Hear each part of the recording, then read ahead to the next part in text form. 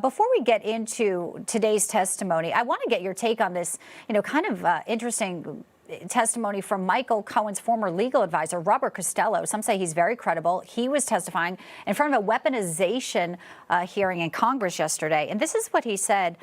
Let's play a little bit of this exchange for you. Did Donald Trump have anything to do with it? No. Did you get the money from Donald Trump? No. From any of his organizations? No. From anybody connected to Donald Trump? No. Where did you get the money? I took out a HELOC loan against my property. I said, why would you do that? He said, I didn't want anybody to know where I got this money. I didn't want Melania to know. I didn't want my own wife to know.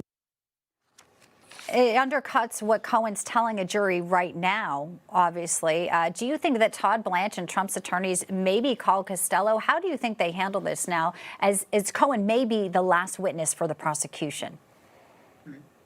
Well, of course, it is a common defense tactic to always put any witness for the prosecution on trial. And that's Michael Cohen, who is the key prosecution witness. And so the garbage truck has pulled up and it's dumping on Michael Cohen. And I think the jury will find that he has lied and lied and lied and lied under oath. Question is he lying now about Donald Trump, because Donald Trump is the one on trial? And the prosecution has presented corroboration for everything that Michael Cohen is testifying about in this case. For example, checks with Donald J. Trump's signature on them, allegedly some of which were for reimbursement for payment to Stormy Daniels. We don't know what the jury's going to do, but I do think that the defense has been very effective in cutting, mincing, dicing, slicing the testimony of this witness.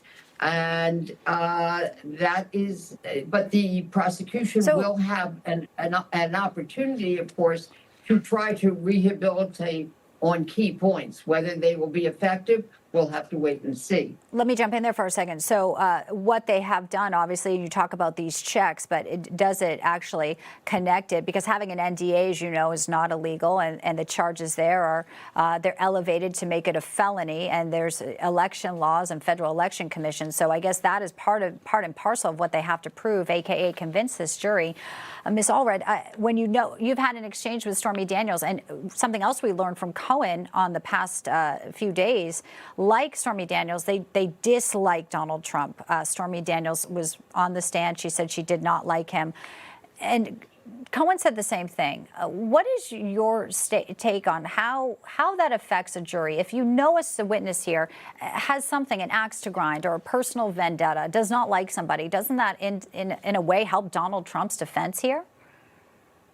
It is a fair question, and it is clear that both of them have a bias because they don't like him. As some, witnesses have testified, they hate former President Trump. So all of that can be taken into consideration. But let's keep in mind that the real question is, as you just alluded to, Bianca, this is a case not about whether he had sex with Stormy Daniels, but whether there is falsification of business records. In other words, in plain English, that's right. Did he try to cover up the payments, the reimbursement that was allegedly made to Michael Cohen for the monies that Michael Cohen obtained through his home finance loan to pay for the settlement with Stormy Daniels? Did he falsify? And this is there an election interference because of the falsification of records? Did the public have a right to know? And do you think they proved that? But so far, in these 3 weeks, have they proved that? Well, that's what we'll have to wait to see. And that is the burden of the prosecution, to prove beyond a reasonable doubt that there was falsification of business records, because the attempt was to interfere with the election.